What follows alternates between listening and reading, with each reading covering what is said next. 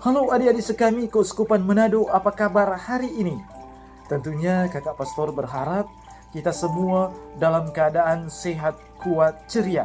Begitu juga seluruh umat Katolik dan secara khusus umat Katolik Keuskupan Manado dimanapun berada. Nah, hari ini, hari Minggu Paskah keempat, tepatnya tanggal 25 April tahun 2021, kita merayakan Hari Doa untuk panggilan yang ke-58.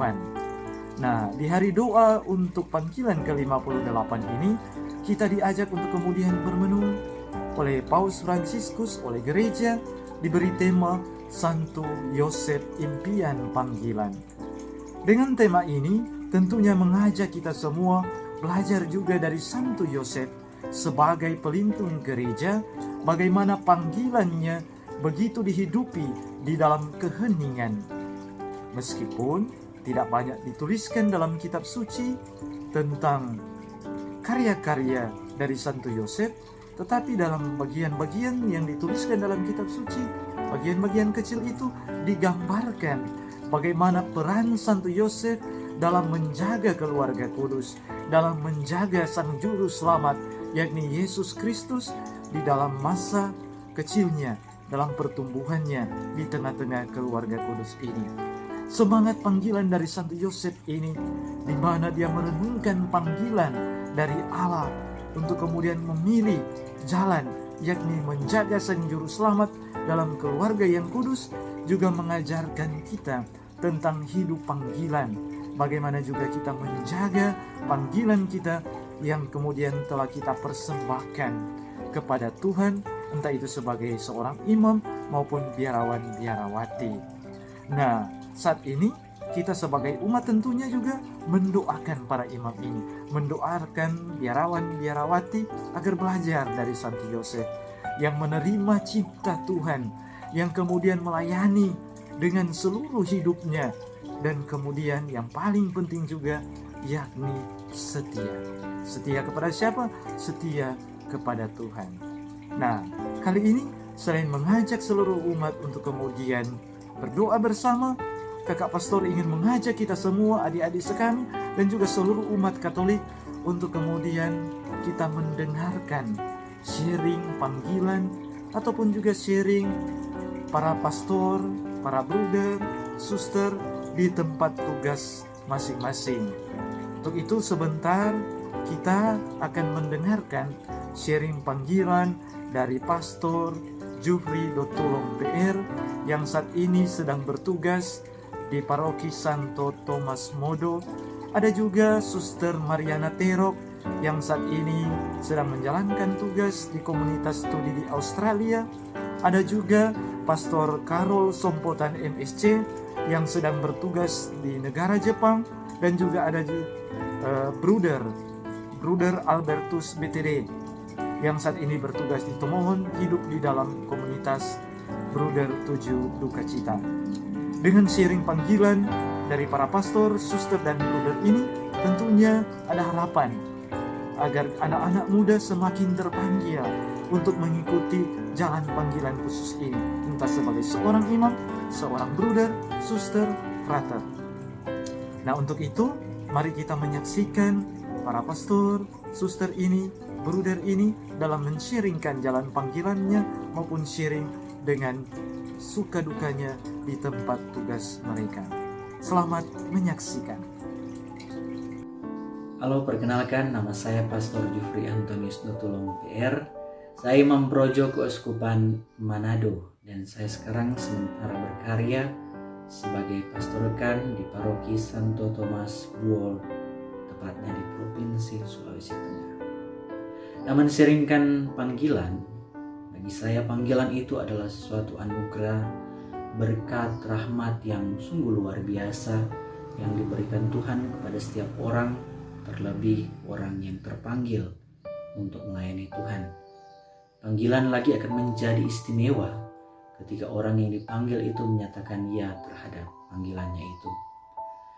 Sebagai Imam Projo di Keuskupan Manado, saya bersyukur, terima kasih karena boleh mengambil bagian dalam karya perutusan di wilayah Keuskupan Manado yang luas dan tentunya membutuhkan tenaga-tenaga pastoral. Saya hadir untuk memberikan kesaksian hidup, kesaksian iman, untuk mewartakan kasih Kristus kepada umat yang dilayani. Imam Projo tersebar dan berada di mana-mana, melayani umat dan mewujudkan kesetiaan, kasih dan ketaatan kepada Kristus dan gereja. Nah, kepada teman-teman, saudara-saudari, adik-adik yang terkasih, jika Anda bermimpi untuk melayani Tuhan, mengenal Tuhan lebih dekat, mari kita wujudkan mimpi itu dengan menjawab ya terhadap panggilan Tuhan, dengan menjawab ya terhadap tugas perutusan yang Tuhan berikan pada kita. Kita semua dipanggil, kita semua diutus, dan kita semua diberkati. Halo, selamat hari Minggu dan selamat merayakan Hari Doa Panggilan Sedunia yang ke-58. Perkenalkan, nama saya Suster Mariana Terop. Saya berasal dari Kongregasi Suster-Suster Yesus Maria Yosef. Dan saya berasal dari Paroki Hati Kudus Yesus Tanah Wangko, Keuskupan Manado. Kesempatan ini saya diajak oleh Pastor Marson untuk men-sharingkan pengalaman panggilan hidup saya sebagai seorang suster YMY. Tentunya pertama-tama saya berterima kasih kepada Pastor atas kesempatan untuk sharing panggilan ini. Tentunya ini adalah kesempatan yang luar biasa, kesempatan yang istimewa bagi saya pribadi untuk merefleksikan kembali sejarah perjalanan panggilan hidup saya hingga saat ini. Dan juga tentunya ini adalah kesempatan yang luar biasa, kesempatan yang indah untuk berbagi pengalaman dengan teman-teman, dengan umat sekalian di mana saja berada. Perjalanan panggilan hidup saya sebagai seorang suster itu cukup panjang dan unik.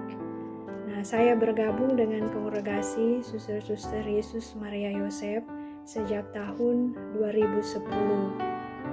Dan saya mengenal Suster YMY ketika saya bersekolah di SMP Katolik Santa Teresia Tanah Wangko.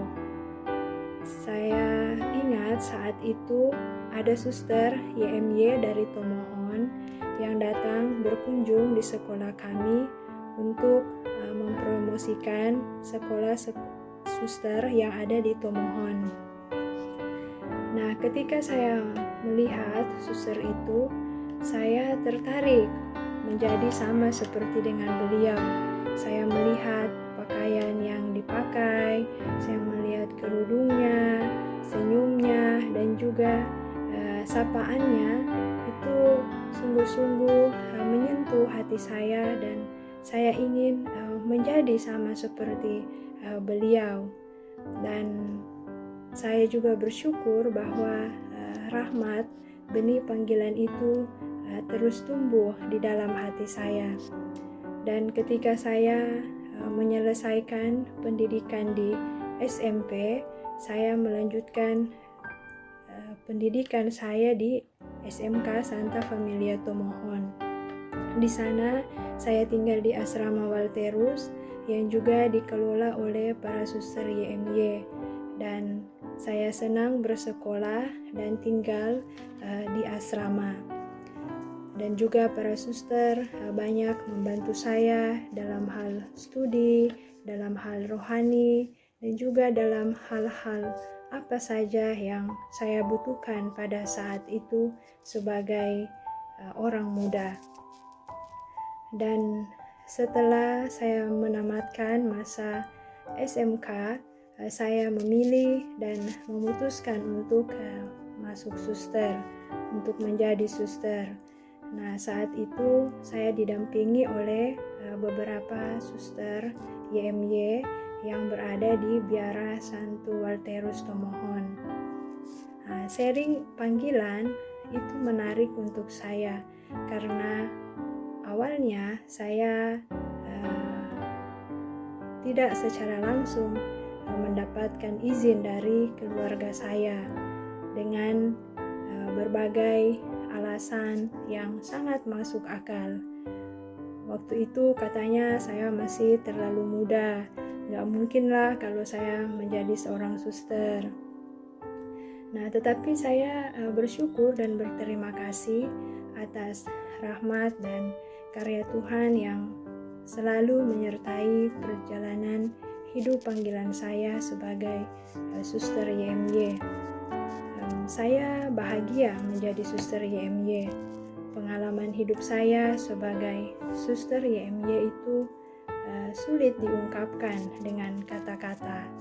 Nah, pendeknya, dalam hidup membiara, saya mengalami dan merasakan warna-warni kehidupan.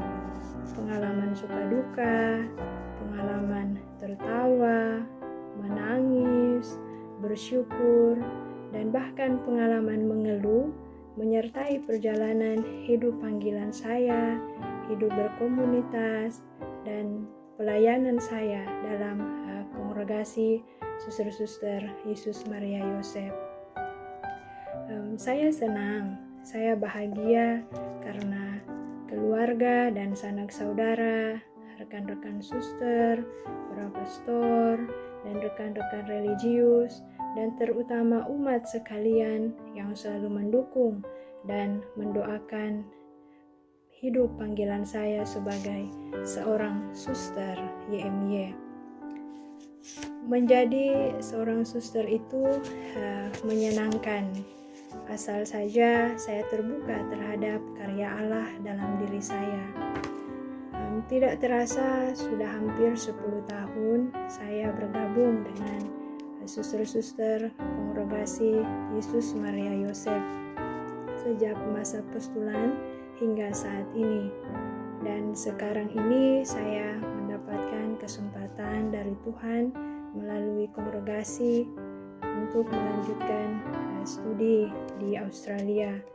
Nah, singkatnya, hidup membiara itu bagi saya selalu indah, dan saya percaya itu akan indah dan selalu indah ketika saya terus membuka diri terhadap rahmat Allah dalam kehidupan nyata. Dan tentunya siap sedia dan taat, rendah hati yang menjadi karisma dan spiritualitas kongregasi suster-suster Yesus Maria Yosef, dan juga semangat dari Pater pendiri, Pater Matthias Wolf, selalu menginspirasi saya. Terima kasih, salam sehat dan bahagia selalu. Yahoo, konnichiwa. Teman-teman orang muda di Keuskupan Manado, perkenalkan nama saya Pastor Karol Johannes Sompotan, MSc, ditabiskan tahun 2019 pada Juni Santo Petrus dan Paulus. Tadi siang saya dihubungi oleh Pastor Marson, diberikan kepercayaan untuk sharing tentang pengalaman merasa dipanggil oleh Tuhan. Pertama, memang saya sendiri sulit membayangkan bahwa sekarang saya menjalankan hidup harian saya setiap hari sebagai seorang pastor, imam Katolik, juga sebagai religius biarawan dari Tarekat Misionaris Hati Kudus atau Tarekat MSC. Sehingga saya bisa bilang bahwa semuanya rahmat berasal dari Tuhan. Dialah yang menganugerahkan panggilan ini. Dan saya bersyukur bahwa saya bisa berani mengatakan ya untuk menerima panggilan ini, untuk membuka hati saya terhadap rahmat yang besar, tapi juga tanggung jawab yang besar.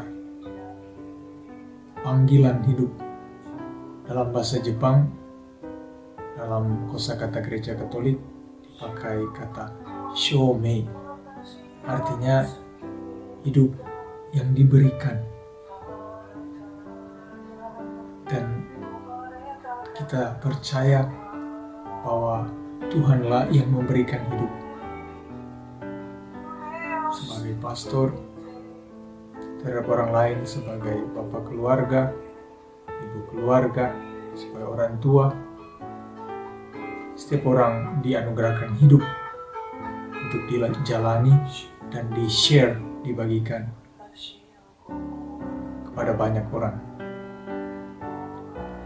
Saya bersyukur bahwa Tuhan menganugerahkan jalan hidup ini kepada saya, dan saya menerimanya dengan senang hati.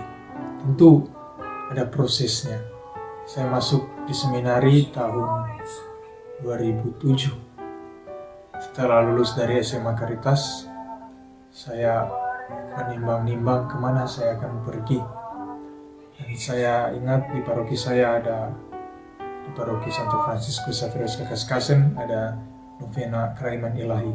Jadi saya dipanggil dan saya ikut kelompok doa novena Keraiman Ilahi. Dan saya bawa dalam novena itu intensi mohon kepada Tuhan, tunjukkanlah saya jalan kemana saya harus pergi. Teman-teman saya sudah bilang mereka akan masuk universitas terkenal ini, pergi ke universitas ini, tapi saya ingin pergi kemana hati saya membawa saya. Maka saya bawa semua itu dalam doa, dalam novena, dan benar Tuhan menunjukkan tanda-tanda melalui para frater seminari Agustinian waktu itu yang datang berkunjung ke SMA Caritas, melalui buku-buku rohani yang saya baca, antara lain Percikan Hati, dan juga majalah hidup. Jadi lewat itu semua,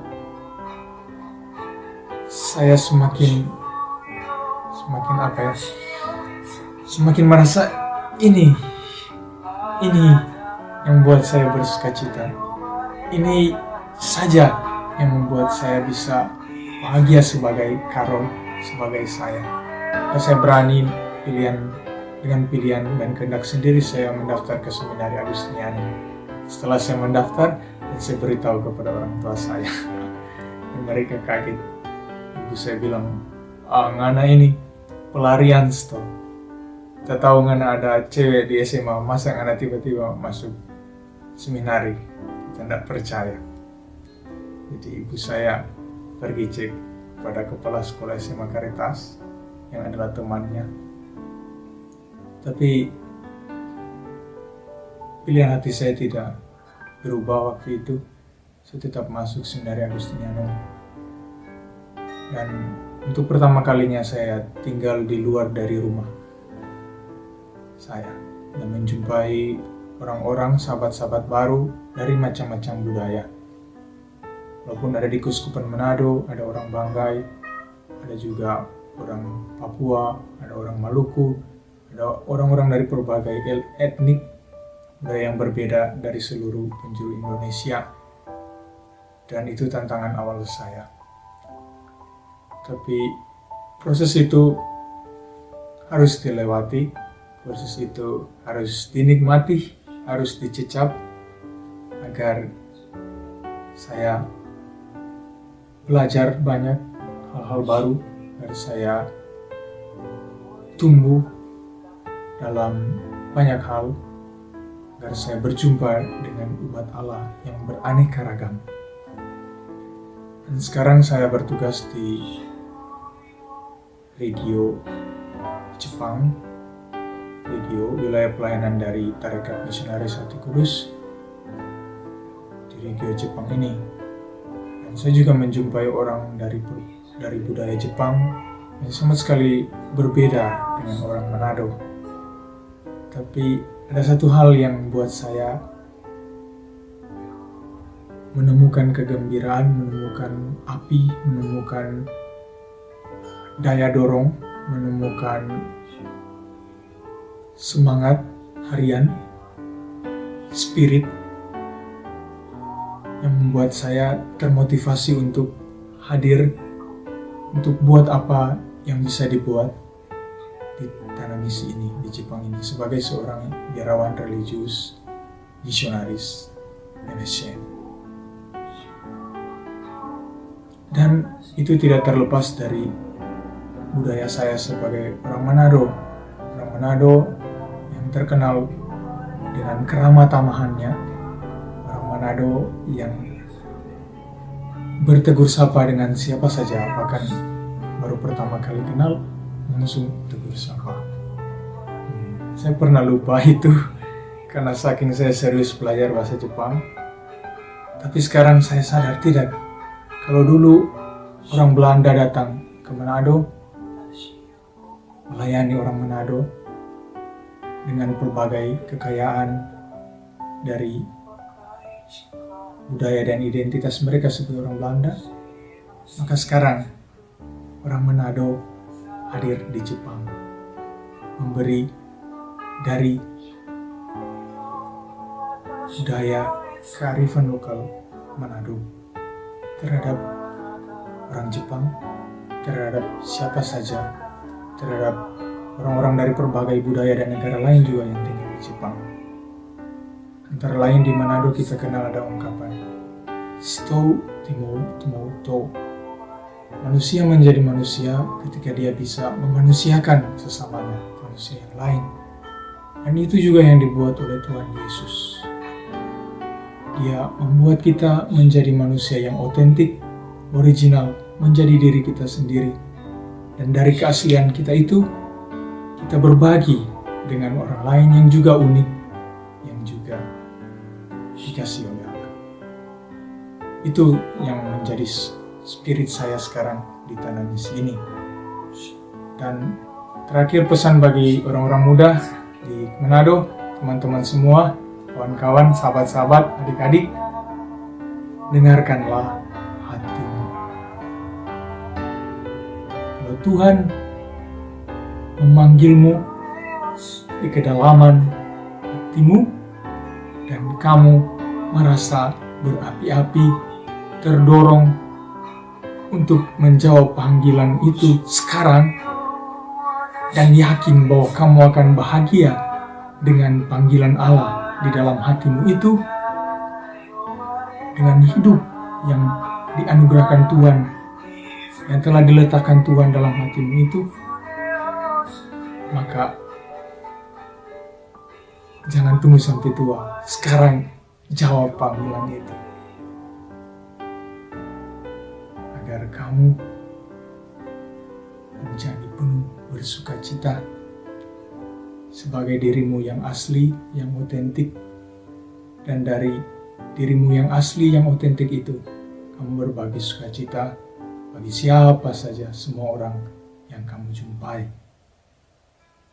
Bahasa adalah instrumen saja, tapi hati, diri kita yang asli, yang otentik, hidup kita itu sungguh kaya dan bisa menjadi saluran rahmat untuk orang banyak. Bukan hanya kepada orang di dalam gereja kita, tapi orang juga yang hidup, berjuang, bekerja keras di luar gereja. Entah itu orang Katolik, orang bukan Katolik, orang Shinto, orang Buddha yang ada di Jepang contohnya, atau orang asing dari berbagai negara yang mencari hidup, bekerja di Jepang ini sebagai contoh. Hidup kita, keaslian kita, keotentikan kita bisa menjadi saluran rahmat Tuhan bagi orang banyak. Itulah Shomei, hidup yang dianugerahkan Tuhan dalam hati kita dan menjadi saluran rahmat bagi orang banyak. Selamat hari Minggu panggilan sedunia. Semoga hati kudus Yesus senantiasa dikasihi di mana-mana di seluruh dunia, di Manado, di Jepang, di mana saja dalam hati setiap manusia. Tuhan memberkati kita semua. Amin. Matane, bye-bye. Nama saya Bruder Albertus PTD, asal Keuskupan Ambon. Saya tertarik menjadi anggota Bruder PTD Tujuh Sukacita Santa Peron Maria, yakni melayani dengan sederhana.